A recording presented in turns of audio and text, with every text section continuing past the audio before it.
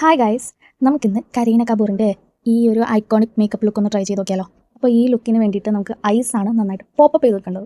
ശരിയാവോ ഇല്ലെന്നൊന്നും എനിക്കറിയാൻ പാടില്ല, എന്നാലും നമുക്കൊന്ന് ട്രൈ ചെയ്ത് നോക്കാം. ഭയങ്കര സിമ്പിളായിട്ട് നമ്മുടെ കയ്യിലുള്ള ഐറ്റംസ് കൊണ്ടിട്ടാണ് നമ്മളിത് ക്രിയേറ്റ് ചെയ്യുന്നത്. അപ്പോൾ നമുക്ക് വീഡിയോയിലേക്ക് പോകാം.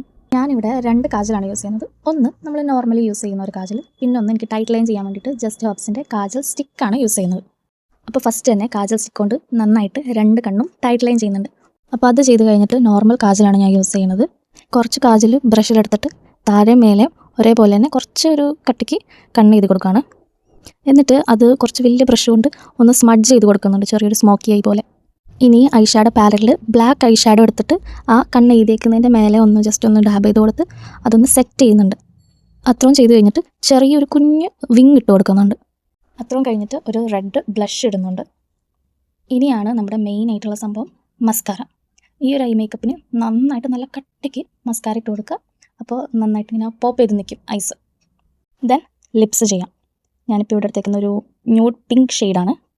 ശരിക്കും കരീന കപൂറിൻ്റെ ആ ഒരു ലുക്കിൽ പക്ക ന്യൂഡ് ലിപ്സാണ് ചെയ്തേക്കുന്നത്. പക്ഷേ എനിക്ക് ന്യൂഡ് ലിപ്സ് ഇഷ്ടമല്ല, ആൻഡ് ഭയങ്കര വാഷ് ഔട്ടായി പോകുന്ന പോലെ തോന്നിയിട്ടുണ്ട്. ഞാനപ്പോൾ ചെറുതായിട്ടൊന്ന് മെറൂൺ ഷെയ്ഡ് കൊണ്ട് ലിപ്പ് ലൈൻ ചെയ്ത് കൊടുക്കുന്നുണ്ട്. ദെൻ അത് കഴിഞ്ഞിട്ട് ഹെയർ ഒന്ന് സെറ്റ് ചെയ്ത് കൊടുക്കണം. ഒരുപാട് കാര്യമായിട്ടില്ല, ജസ്റ്റ് ഒന്ന് നടക്കുന്ന പാർട്ടീഷൻ എടുത്തിട്ട് ഒന്ന് ചെയ്ത് കൊടുക്കണം, അത്രേ ഉള്ളൂ.